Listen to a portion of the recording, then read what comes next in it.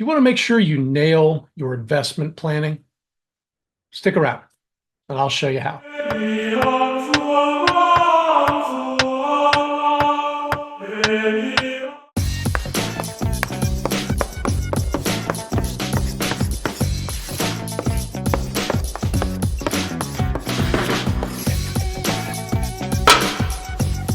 On October 31st, 1517, Martin Luther allegedly nailed his 95 Theses to a church door in Wittenberg, Germany, sparking the Protestant Reformation. Peace, if possible, truth at all costs. Formerly titled Disputation on the Power and Efficacy of Indulgences, this was a revolutionary document that sparked the Protestant Reformation. The story behind the 95 Theses begins with Luther's growing disillusionment with certain practices within the Catholic Church, particularly the sale of indulgences, which he saw as a corrupt way for the church to collect money and for individuals to essentially buy forgiveness for sins during the early 16th century.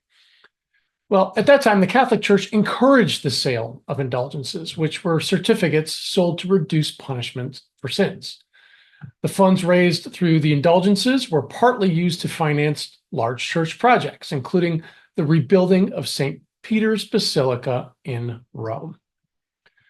Johann Tetzel, a Dominican friar and indulgence seller, was particularly aggressive in promoting the sale of these indulgences in Germany, using slogans like, "As soon as the coin in the coffer rings, the soul from purgatory springs." Martin Luther, also a German monk, theologian, and professor, was increasingly critical of this practice. And he believed that indulgences misled the faithful and contradicted the core Christian teachings of repentance and salvation through faith alone. It is widely believed that Luther nailed his theses to the door of the Wittenberg Castle Church in Germany, although historians have debated that small detail.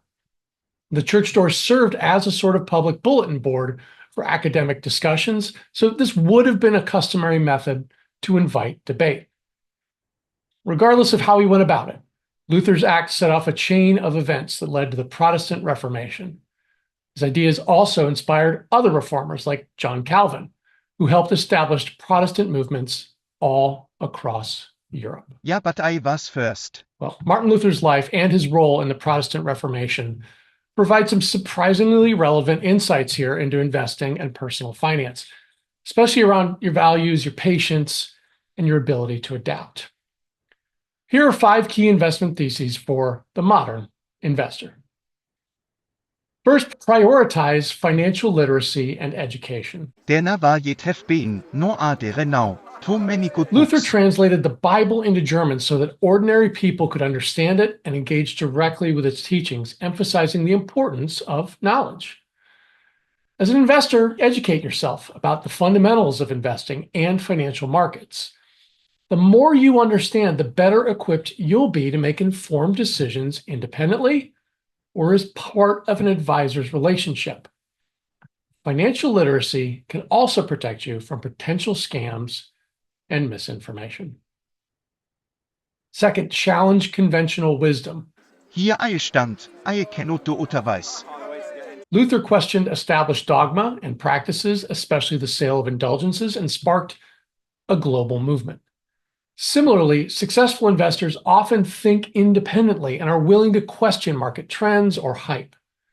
Instead of blindly following market sentiment or investing fads, develop your own investment plan, or have somebody do that for you. Third, invite debate.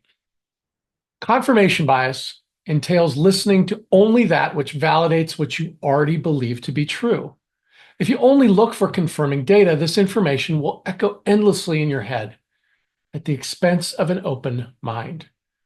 So read different viewpoints and beware of social media, where giving you more of what you already believe is the whole point and not a design flaw. Fourth, write it down. If you want to change the world, pick up your pen and write. Planning documents like your investment thesis should be just that, documents. If it's important, like Luther, put it in writing. which gives you clarity of purpose and will help you focus on the long term when market corrections are bestowed upon you. A well-constructed and written plan creates a habit of discipline and makes it harder to pitch your plans overboard at the first sign of difficulty. Lastly, rhyme isn't a reason. Catchy slogans like, "As soon as the coin in the coffer rings, the soul from purgatory springs," are examples of the rhyme as reason fallacy. We remember things better when they rhyme, but that doesn't make them true. Yet, Dr. Matthew McGlone of Lafayette College found that his students remembered rhymes better and supposed that they were more accurate and truthful than mere prose. For example, asked whether financial success makes people healthier, almost all of his subjects disagreed. But wealth makes health? Well, that seemed much more plausible. Investors are often told to sell in May and go away for the summer and fall months. This is terrible advice for investing and tax planning, and not just this year. Listen, before the invention of the written language, ancient poets relied on our ability to remember rhymes to pass on their stories. Well, thanks for the memories, but it's now time for us to forget the rhyme. Ha! That's a good one.